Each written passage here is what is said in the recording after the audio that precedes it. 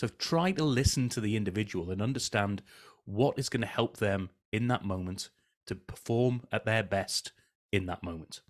And their best in that moment might not be their very best that they've ever achieved or ever could achieve, but it's as good as you can get out of them, and it's as good as it's good for them at the same time. Hi, and welcome to Helping You Perform. I'm your host, Paul Teasdale. Over a career working with high-performing teams from across the globe, including 7 years working with Formula One team McLaren, I've learned a lot about what it takes to drive results. In this weekly podcast series, I'm going to be bringing you tips, tricks and insights from the world of Formula One that you can apply to your organisation for your high performance. Enjoy. Hi everybody, and welcome to another episode of Helping You Perform, where I bring tips, tricks, insights and stories from the world of F1 and beyond and help you to apply those learnings to accelerate your own performance. I hope you enjoyed last week's episode, which is episode 50. We've made the 50 mark, which was all about different types of data, qualitative and quantitative data. So what's the difference between the two and how can you use them and how can you use them together for the best insights? This week, I'm going to have a slightly different angle and something that's a personal story to me very recently, but also some things that I've been impacted with not only in my own career, but I've seen through the world of F1 as well.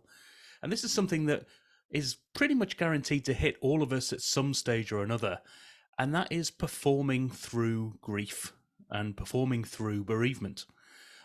Sadly, I lost my father only recently, and at some stage you've got to get back into work, you've got to get back into your business, into what you're doing and perform. And that can be difficult because you've got so many things going on in your mind, so many things to do logistically, but also so many things that are stopping you from performing at your best. So I'm going to share a couple of stories and some examples of dealing with bereavement in the workplace. But I don't want any of this episode to be about advice. With me, I'm not a therapist. If you do really struggle with any of this, please do reach out to some professionals, get professional help. But it is an area, as I say, that sooner or later we're all going to be impacted by in one way or another. Now, the first time that I was impacted by this was in one of my first jobs working in a sausage factory.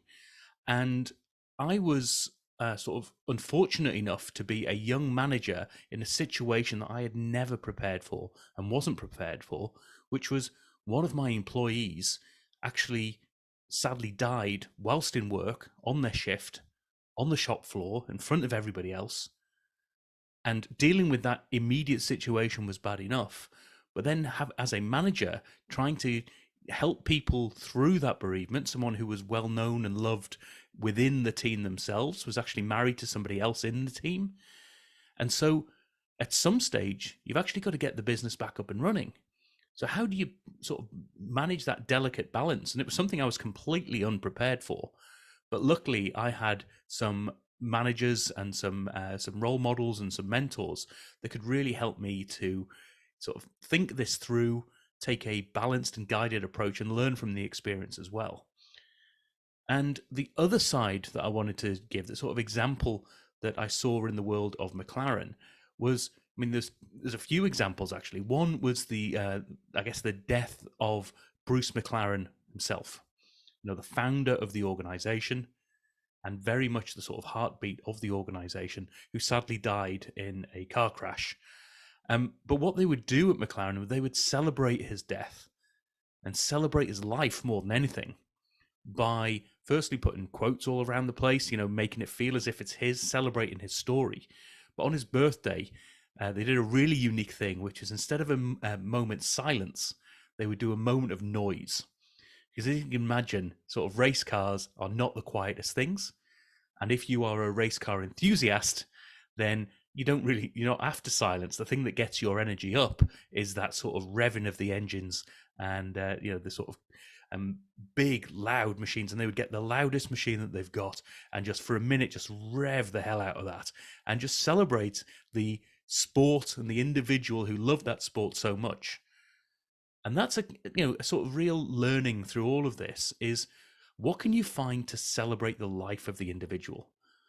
How can you find a way? And there were a number of other examples at McLaren where sadly people had died either in service or out after retiring from the business. And they would sort of commemorate those individuals with little things on the car. So it might just be a little quote from that individual, might be a little picture or something that's there, but they would celebrate it by making that car unique in celebration of that individual and what they brought to the organization. So throughout all of this, and this is a big learning journey for me as I'm going through this process myself, it's about that balance of at some stage you've got to get back to work. In some stage you need to be performing, but you also need a bit of time and space to get things done behind the scenes and to get you in the right headspace. So as a leader, what are some of the things you could do? As I said, again, I don't want to be giving advice on this, but some of my thoughts are around purely just conversations, showing that you care for the individual. Going back, when I've gone back into the office and the organization I'm working with at the moment, all the individuals who I've worked with have come and had a real one-on-one personal caring conversation. They've shared their story. They've also, listened to me and to my situation. Try to understand how you can help.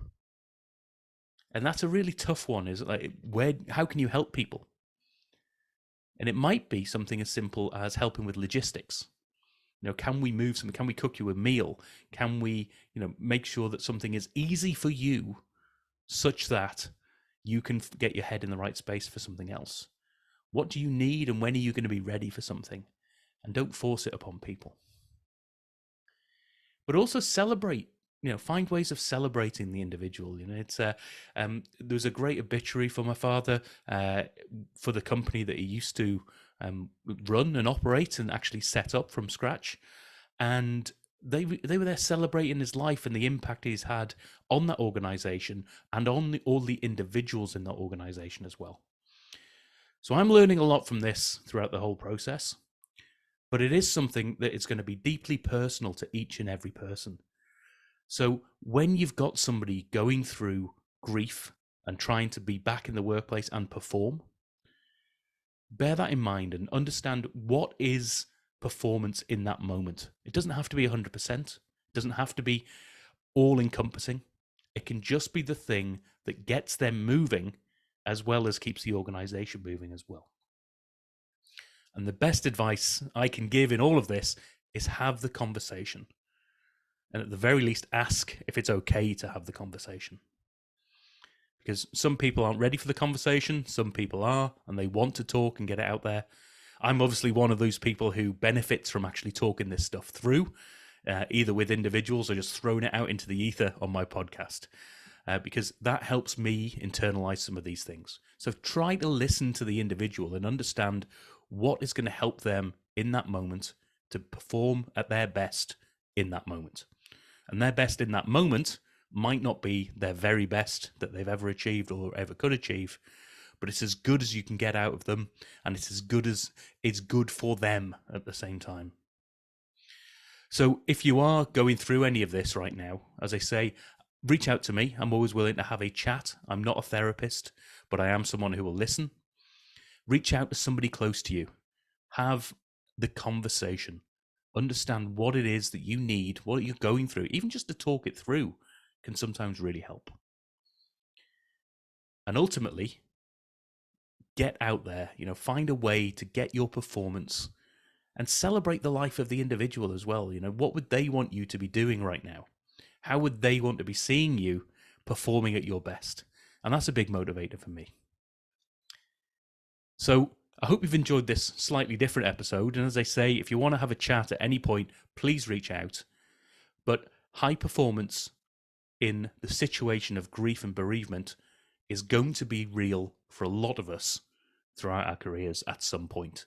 So please do have a think about it. If you can get prepared mentally for your team, for yourself, for the individuals within your team, then find a way to have that conversation and perform at your best in that moment. Thanks for listening, and I'll see you in the next episode. Thank you for listening to this episode of the Helping You Perform podcast. If you found value in this episode, please take a moment to like, share, or review the podcast. You can reach out to me at any time, either through LinkedIn or through my website at www.paulteasdale.co.uk. I look forward to speaking to you in the next episode.